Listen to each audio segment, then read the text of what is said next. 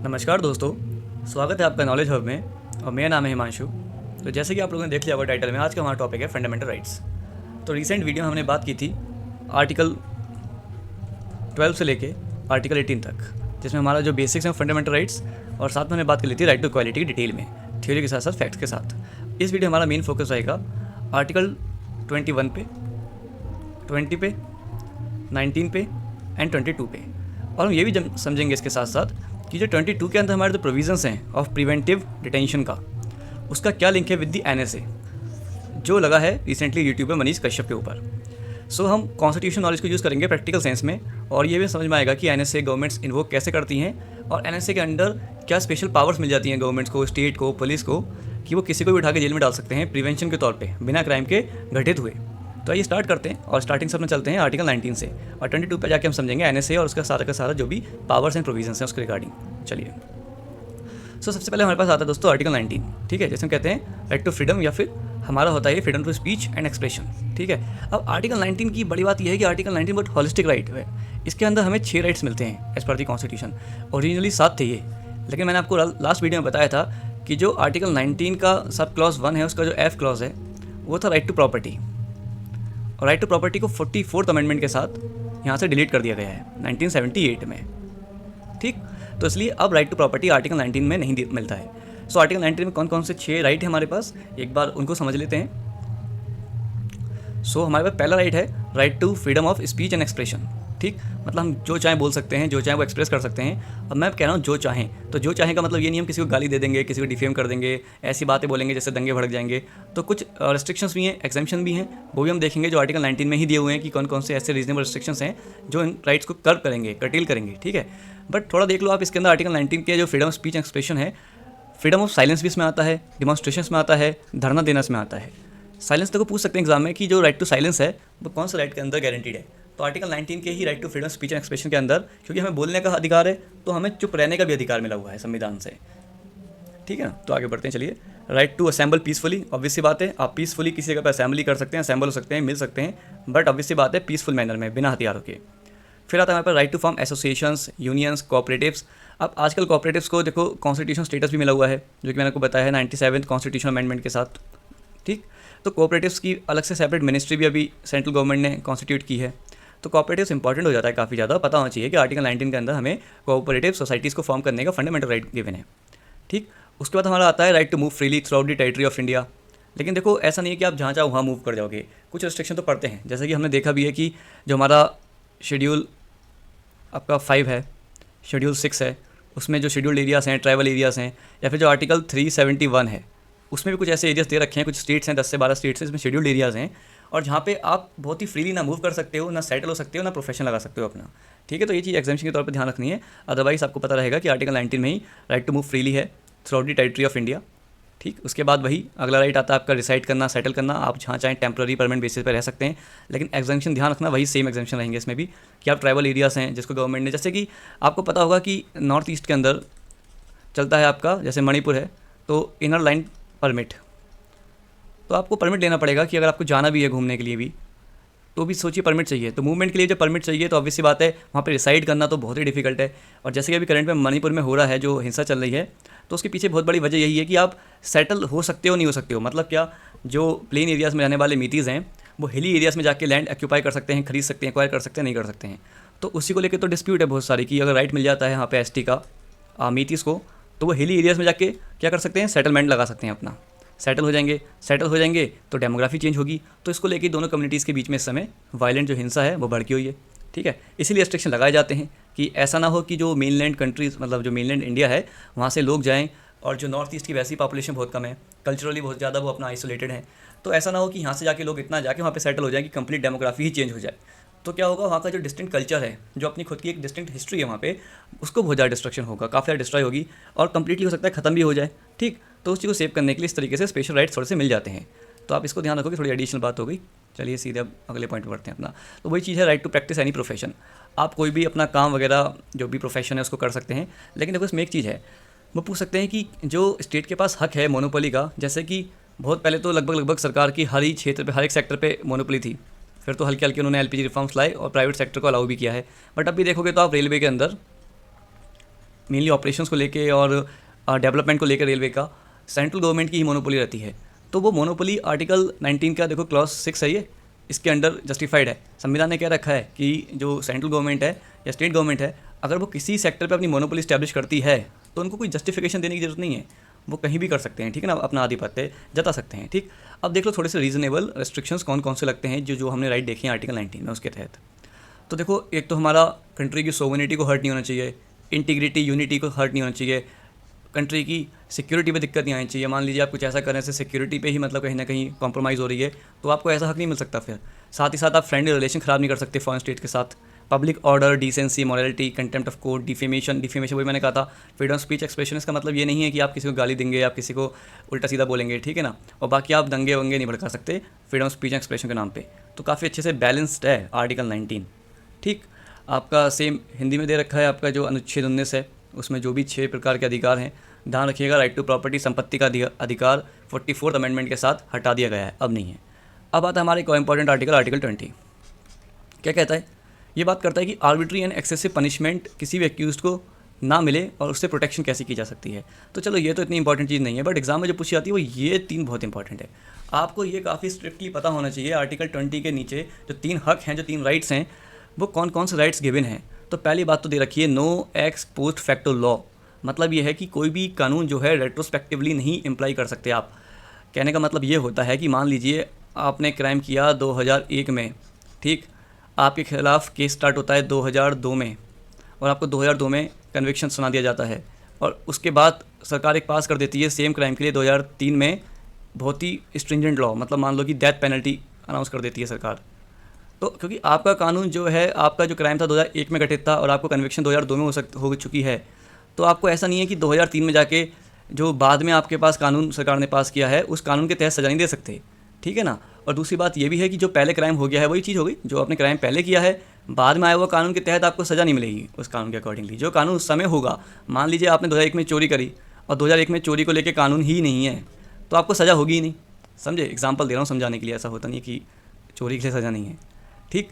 तो मतलब ये है कि कानून पीछे जाके नहीं लगेगा, जो बाद में पास किया है आप पीछे जाके नहीं लगाओगे। लेकिन इसमें भी एग्जाम्पशन याद रखना है आपको कि ये वाली चीज़ क्रिमिनल लॉस के लिए है, मतलब जो आप क्रिमिनल लॉस होती है, जैसे आपने क्राइम करा है, कोई भी मर्डर है, रॉबरी है या किसी तरीके का सेक्सुअल क्राइम है आपका, तो उसको लेके ही एप्लीकेबल है, सिविल लॉस को लेके नहीं है एप्लीकेबल। मतलब आपको पता होगा एक केस हुआ था जब गवर्नमेंट ऑफ इंडिया ने वोडाफोन के ऊपर रेट्रोस्पेक्टिवली, मतलब कानून बाद में पास किया था लेकिन इनके ऊपर लगा दिया था पहले से ही।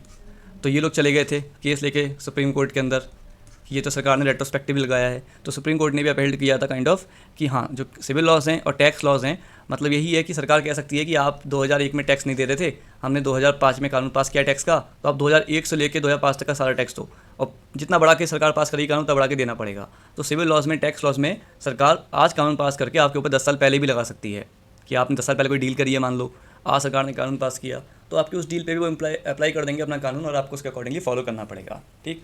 बाकी फिर एक आता है आपका थर्ड पॉइंट्स में नो सेल्फ इंक्रिमिनेशन, मतलब ये कि मान लो मिस्टर एक्स हैं जिनको कन्विक्शन मतलब एक्यूज्ड हैं, ये इनका ट्रायल चलेगा, तो पुलिस ऐसा नहीं कर सकती कि इन्हीं का स्टेटमेंट इनके खिलाफ यूज़ करे, इनसे ही कह दे कि भाई हाँ मैंने ये मर्डर किया है, मैंने ये भी क्राइम किया है। तो कोर्ट कहता है कि नहीं भाई, आप इन्हीं से निकलवा सकते हैं कि इन्होंने किया है। ऑब्वियस सी बात है, पुलिस इनको ज़बरदस्ती मार पीट के करवा देगी, कबूलनामा साइन करा देगी, तो कोर्ट उस चीज़ को एक्सेप्ट ही नहीं करता। कोर्ट नहीं मानता कि अगर खुद से क्रिमिनल कह रहा है या एक्यूज्ड पर्सन कह रहा है कि मैंने क्राइम किया है, तो कोर्ट उसको एज ए एविडेंस एक्सेप्ट नहीं करेगा। तो वही सेम चीज़ है नो सेल्फ इंक्रिमिनेशन में, ठीक है ना। कस्टोडियल जो हरेसमेंट होता है, वायलेंस होता है, उसको प्रिवेंट करने के लिए ये चीज़ है, ठीक है। तो आप समझ गए होंगे, और इसको याद यही रखना है कि 3 कौन कौन से हक दिए हुए हैं आर्टिकल 20 के अंदर। फिर आता है आर्टिकल 21, काफ़ी इंपॉर्टेंट है। देखो इसमें मैं आपको एक बात समझाऊंगा, बात समझने की कोशिश करना। इसमें लिखा है कि no person shall be deprived of his life और personal liberty except according to the procedure established by law. मतलब ये कि आप किसी भी पर्सन की लाइफ नहीं छीन सकते, उसकी पर्सनल लिबर्टी नहीं छीन सकते जब तक कानून ना कह दे, ठीक है ना, except according to the procedure established by law. तो पहले इसका मतलब ये था आर्टिकल 21 का। अब देखो प्रोसीजर एस्टैब्लिश्ड बाय लॉ का प्रिंसिपल यहाँ पे हमने एक्सेप्ट किया था। अब इसका मतलब मैं आपको समझाता हूँ क्या होता है। अब मान लीजिए कल कोई एग्जीक्यूटिव काउंसिल मिलती है, काउंसिल ऑफ मिनिस्टर्स मिलते हैं, प्राइम मिनिस्टर और जो भी नेता हमारे हैं, फाइनेंस मिनिस्टर, डिफेंस मिनिस्टर, ये लोग आके मिलकर कहते हैं कि भाई कल से लोगों को बोलने का अधिकार नहीं है। तब तो सुप्रीम कोर्ट आएगा या हाई कोर्ट आएगा और वो कह देगा कि आपका ये डिसीजन गलत है, ऐसे कैसे नहीं है, आर्टिकल 19 में, आर्टिकल 21 में राइट टू लाइफ है, उसके तहत ये अधिकार है जीवन जीने का डिग्निटी के साथ, और आप कैसे कह सकते हैं ये बात। क्योंकि एग्जीक्यूटिव ने कहा था, मंत्रियों ने कहा था, मिनिस्टर्स ने कहा था, इसलिए सुप्रीम कोर्ट ने उसको स्ट्राइक डाउन कर भी देगा ऐसे ऑर्डर को। लेकिन यहाँ पे कैच ये है कि प्रोसीजर स्टैब्लिश्ड बाय लॉ का मतलब ये है कि अगर प्रॉपर प्रोसीजर फॉलो करके पार्लियामेंट कोई कानून बना दिया, मान लो पार्लियामेंट ने कोई लॉ पास कर दिया, ठीक, पार्लियामेंट ने लॉ पास कर दिया कि कल से लोगों को बोलने का अधिकार नहीं है, फिर सुप्रीम कोर्ट कुछ नहीं कह सकता। तो ये मतलब था procedure established by law. Supreme court बस इतना देखता था इसके तहत, या हाई कोर्ट या जुडिशरी इतना देखती है इस वाले प्रिंसिपल के तहत कि क्या प्रॉपर प्रोसीजर कानून बनाने के लिए फॉलो किया है या नहीं किया है। तो इसको कहते हैं कि एग्जीक्यूटिव जो आर्बिट्रेशन है, जैसे ये लिखा है कि एग्जीक्यूटिव आर्बिट्रेशन से तो हमें सेफगार्ड मिलता है आर्टिकल 21 में, लेकिन जो arbitrary power of legislative action है उससे सेफगार्ड नहीं मिलता है। समझ गए होंगे आप इस बात को। मान के चलो प्रोसीजर स्टैब्लिश्ड बाय लॉ हमने एक्सेप्ट कर रखा है और पार्लियामेंट ने या फिर स्टेट लेजिस्लेचर ने कोई कानून पास कर दिया है आपकी कोई राइट टू लाइफ को कम करते हुए, तो जुडिशरी इंटरवीन बस इतना कर सकती है कि सही तरीके से कानून पास हुआ है कि नहीं हुआ है। जैसे कि फार्म बिल्स से फार्म लॉज बन गए थे, तो उसमें जुडिशरी यही देख सकती थी कि क्या सही तरीका यूज़ किया गया है फार्म लॉज को पास करने के लिए। अगर सही तरीके से पार्लियामेंट के अंदर पूरी तरीके से लेजिस्लेटिव प्रोसेस को फॉलो किया है तो वो चीज़ सही है, कोई फर्क नहीं पड़ता उस चीज़ में लिखा क्या है, बट उसमें प्रोसीजर जो है उसका वो प्रोसेस सही होना चाहिए, वो as per the constitution as per the law होना चाहिए। तो यही से रिलेटेड गोपालन केस आता है 1950 का, जिसमें सुप्रीम कोर्ट ने एक नैरो इंटरप्रिटेशन दिया। उन्होंने सेम बात यही कही कि अगर संसद ने अगर कानून को पास कर दिया तो फिर उसका किसी तरीके से कोई गलत नहीं है, वो बिल्कुल सही चीज़ है, उसके तहत आर्टिकल 21 को ख़त्म भी किया जा सकता है। लेकिन फिर आता है 1978 में मेनका गांधी केस या फिर मेन का केस। अब आप इसको ध्यान रखो कि मेन का केस 1978 में सुप्रीम कोर्ट ने एक बहुत ही वाइड इंटरप्रिटेशन लिया और ये काफ़ी रेवोल्यूशनरी इंटरप्रिटेशन था सुप्रीम कोर्ट का। यहाँ सुप्रीम कोर्ट ने कहा आर्टिकल 21 में अप्लाई करेंगे हम आज से ड्यू प्रोसेस ऑफ लॉ। अब देखो ड्यू प्रोसेस ऑफ लॉ, अब आपको प्रोसीजर स्टैब्लिश बाय लॉ की फिलोसफी समझ में आ चुकी होगी, आप ड्यू प्रोसेस ऑफ लॉ बहुत इजीली समझ लोगे। ड्यू प्रोसेस लॉ के अंदर यही होता है कि सिर्फ हम इतना ही नहीं देखेंगे आपने प्रोसेस प्रॉपर फॉलो किया नहीं किया, ये तो देखेंगे, साथ में हम ये भी देखेंगे कि जो आपने कानून पास किया है वो जस्ट है, फेयर है, लीगल है और इक्विटेबल है।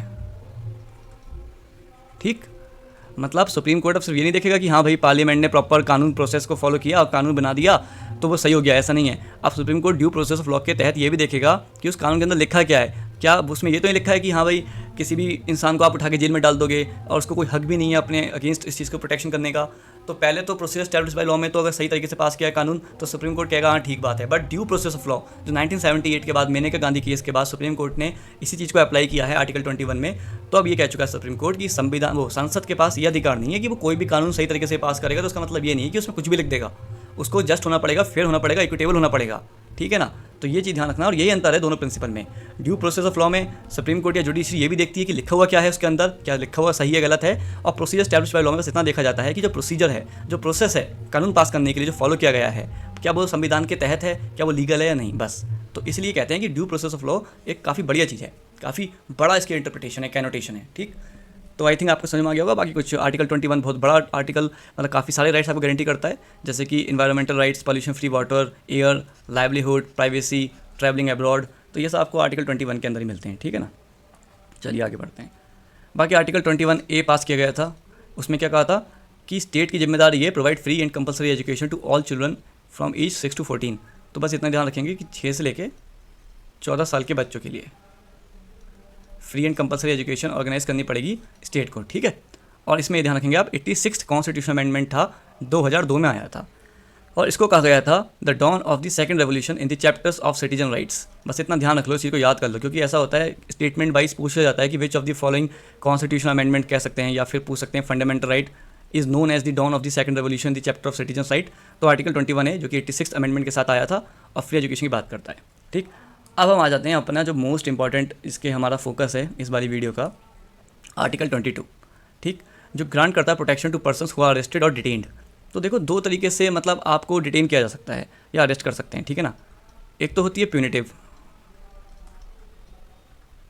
और एक होती है प्रिवेंटिव। प्रिवेंटिव तो नाम समझ में आ रही होगी कि किसी चीज़ को होने से पहले ही डिटेन कर लो, आप किसी चीज़ को होने मत दो। ठीक, अगर आपको लग रहा है कि इससे गड़बड़ हो सकती है। और प्यूनिटिव होती है, मान लो आपने क्राइम कर दिया तो पुलिस आपको उठा के ले गई, तो वो तो सिंपल केस है, आपको पता है कि किसी ने क्राइम कर दिया, किसी ने कुछ गलत काम कर दिया तो उसको पुलिस उठा के ले गई, तो वो तो कोई प्यूनिटिव।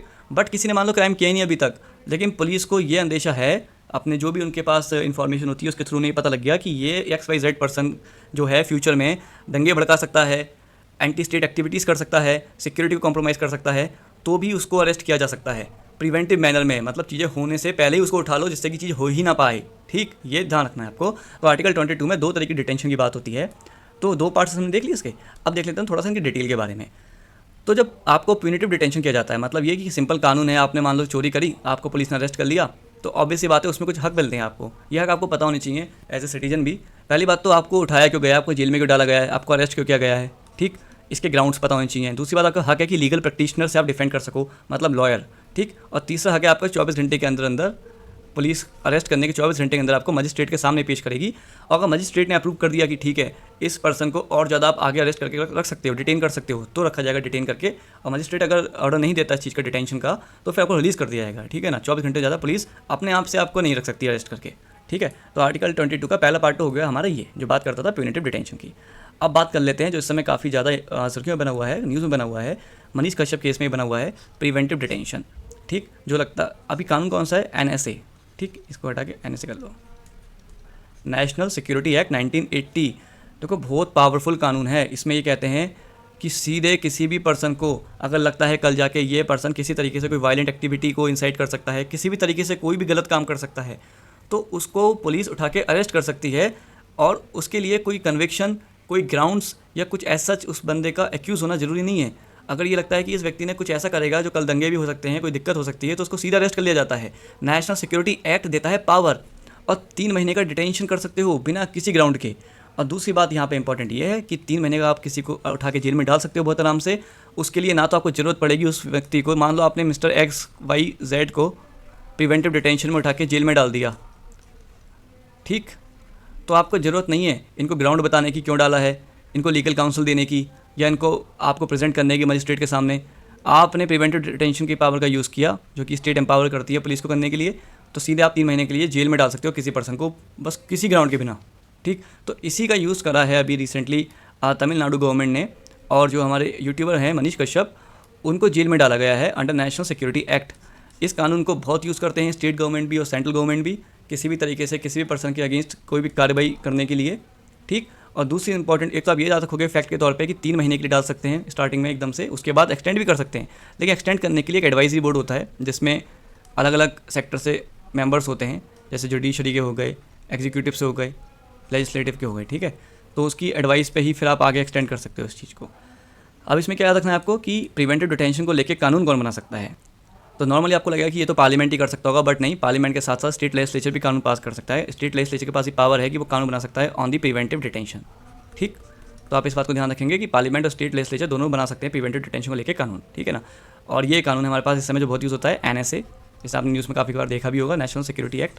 तो बस आप इतना ध्यान रखेंगे, आपका काम चल जाएगा, ठीक। तो हमने अभी आज बात कर ली अपनी पूरा right to life, right to freedom की आर्टिकल 22 तक। अब अगले लेक्चर में बात कर लेंगे जितने हमारे बच्चों फंडामेंटल राइट्स उनके बारे में। तो मेरा पॉइंट यहाँ पे ये है कि आपको सिर्फ फैक्ट ही नहीं, साथ में थ्योरी भी अच्छे समझा दूँ, जिससे कि आपको क्वेश्चन कितना भी टफ आ जाए, कितना भी कॉम्प्लेक्स आ जाए, आप इजीली उसको टैकल कर पाएँ, ठीक है ना। बाकी ये सेम चीज़ आपके यहाँ पे हिंदी में गिवन है। सो ठीक है, अब मुलाकात होगी आपसे अगली वीडियो में। आशा करता हूँ आपको आज का लेक्चर अच्छा लगा होगा, अच्छे समझ में आया होगा, ठीक है। तब तक ध्यान रखिए अपना और अच्छे से रहिए। चलिए, धन्यवाद बने रहने के लिए।